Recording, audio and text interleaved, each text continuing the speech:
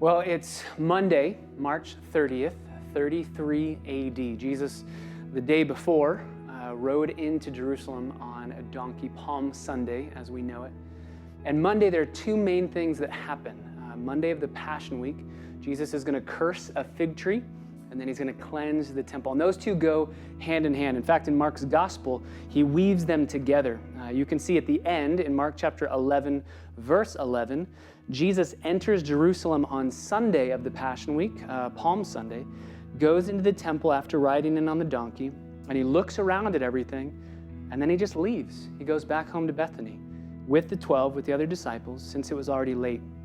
I love to think about what Jesus must have been thinking as he looked around in the temple that Sunday, knowing he's going to cleanse the temple the next day, looking around at all of the debauchery, the lying, the using of religiosity to gain money. That's what the Sadducees had done with the Passover meal. They had made it a den of thieves, as Jesus is going to call it on Monday.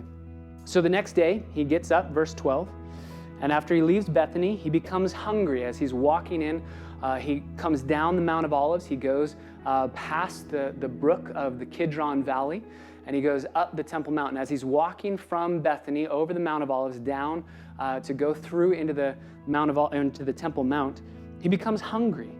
And he sees at a distance, this is verse 13, a fig tree that's in leaf. And he goes to see if perhaps he could find anything on it. And when he comes to it, he finds nothing but leaves, because it's not the season for figs. So he sees a fig tree, he's hungry, he thinks, let's go eat some figs. And the fig tree had leaves, which apparently, if a fig tree is going to have the fig fruit on it, it's going to have leaves showing that there's supposed to be fruit there. So if he sees the leaves, it's supposed to be a sign that there's going to be fruit there on the tree. Though he sees the leaves, he doesn't see fruit.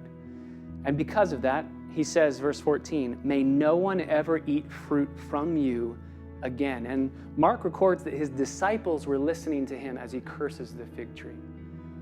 What is Jesus doing here? The fig tree represents Israel, and the leaves represent all of the religious deeds that they were doing, all of the religiosity that was going on that we're going to see in the next section on the Temple Mount, all of the crazy things that they were involved in, of the buying and the selling of animals and the temple tax that they were involved in. All of those things, Jesus says, has the appearance of looking religious, busy for God.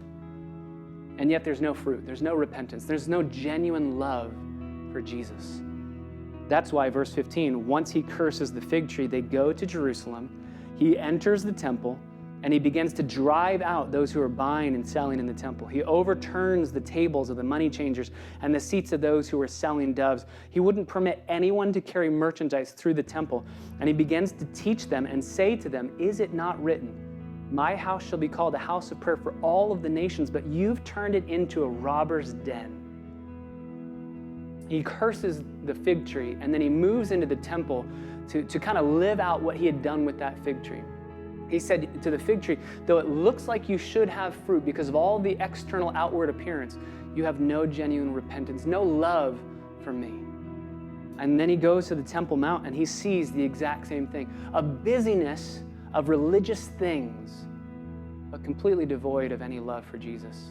The Sadducees had actually turned the Passover into a money-making scheme. They would take the lamb that you had brought with you all the way from your home on your journey to Jerusalem to slaughter that lamb. It needed to be a blameless lamb. It had to be perfect without any spot or blemish. So you pick that lamb carefully, but what they would do in the Temple Mount is they would take a look at that lamb and they would say, "Oh, I'm sorry, there's a blemish." Maybe they'd take out a Sharpie and just mark it and say, "Sorry, there's a blemish here. You need to buy one of our pre-approved animals. That's the only way that you can sacrifice." And you don't have time to go back home to Galilee to grab another lamb. You have to sacrifice that Thursday night.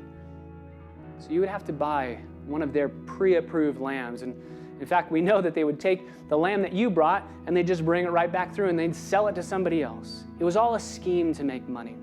That's why Jesus says, you're turning this into a robber's den. You're turning this into something that is all self-centered. It's for your own gain, not to help people worship God. After that, verse 18, Mark says that the chief priests and the scribes hear this, they see it happening, and they began to seek how to destroy Jesus because they're afraid of him. But they see that the whole crowd is astonished at his teaching. And so they say, we can't take him now because the crowd loves him. And they begin to devise a plan to kill him later, to get him alone later.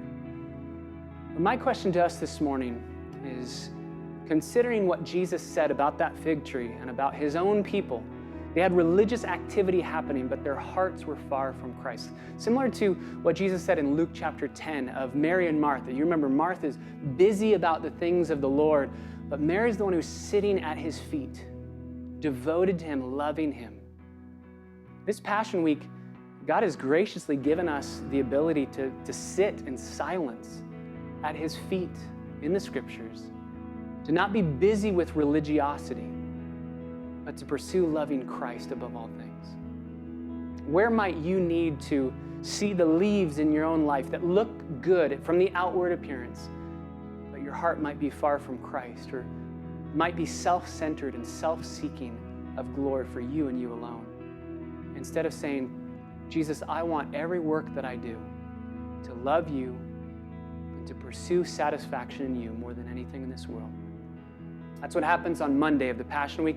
And then Jesus goes back home to Bethany where he spends the night, and he'll come back in on Tuesday and share that lesson of the cursed fig tree with his disciples.